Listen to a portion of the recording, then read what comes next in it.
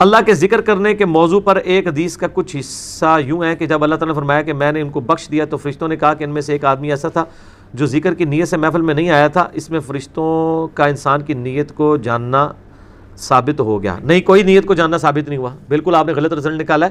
اس طرح کی نیتیں تو ہم بھی جان لیتے ہیں.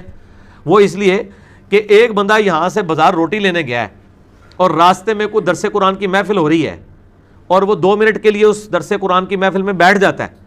تو میں نے کہا مجھے علم غیب ہو گیا ہے کہ جی وہ میں کہوں کہ جی یہ تو روٹی لینے کے لیے آیا تھا، یہ راستے میں رک گیا. ایسا تو نہیں ہے. علم غیب نہیں، ظاہری اسباب میں پتہ ہے کہ وہ اس کام کے لیے گیا تھا. تو فرشتے چونکہ نامہ اعمال لکھ رہے ہوتے ہیں، ان کو وہ پتہ ہوتا ہے یہ کس کام کے لیے جا رہا ہے، تو وہ بھی ظاہری اعمال کو دیکھتے ہیں. فرشتے غیب کو نہیں جانتے، ورنہ تو صحیح مسلم میں حدیث ہے کہ قیامت الدین ایک سخی کو، ایک شہید کو، ایک قاری کو بلایا جائے گا تو وہ سخی، قاری، شہید کے تو نامہ اعمال میں اتنی ڈھیروں نیکیاں لکھی ہوئی ہوں گی، لیکن اللہ تعالیٰ فرمائے گا کہ تو نے تو اس لیے سخاوت کی کہ لوگ تجھے امیر کہیں. دنیا میں لوگوں نے کہہ لیا میرے ہاں کوئی اجر نہیں. دوزخ میں قاری کو کہا جائے گا تو نے اس لیے قرآن پڑھا اور سکھایا کہ لوگ تجھے کہ بہت بڑا قرآن کا قاری ہے. دوزخ میں پھینک دیا جائے گا. شہید کو کہا جائے گا کہ تو نے اس لیے سارے معاملات کیے، لوگ تجھے بڑا بہادر کہیں، تو دنیا میں تعریف ہو گئی. دوزخ میں پھینک دیا جائے گا. تو نامہ اعمال میں نیکیاں لکھی بھی ہوں گی نا.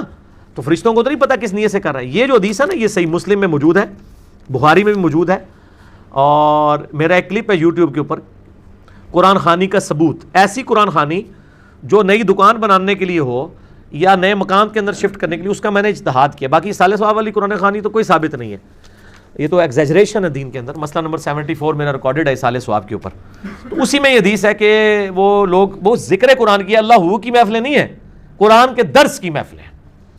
اس میں ایک بندہ ویسے ہی ساتھ شامل ہو جاتا ہے کہ چلو میں نیک لوگوں کے ساتھ بیٹھوں، تو اللہ تعالیٰ ان کی برکت سے اس کو بھی بخش دیتا ہے. بالکل ٹھیک ہے.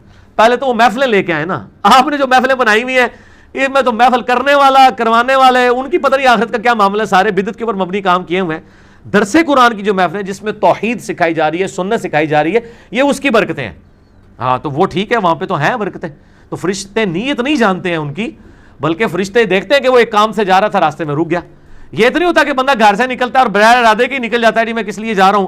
ظاہر ہے گھر میں کوئی ڈسکشن ہے، کسی کام کی نیت سے باہر نکلا ہے ڈسکشن کرنے کے لیے. یہ نٹی گٹیز بیچ میں سے نکالیں. اگر فرشتوں کو کچھ پتا ہوتا تو قرآن میں جو سورۃ البقرہ میں آیا کہ آدم علیہ السلام کو اللہ نے ہر چیز کے نام سکھا دیے، فرشتوں کو تو نہیں آئے.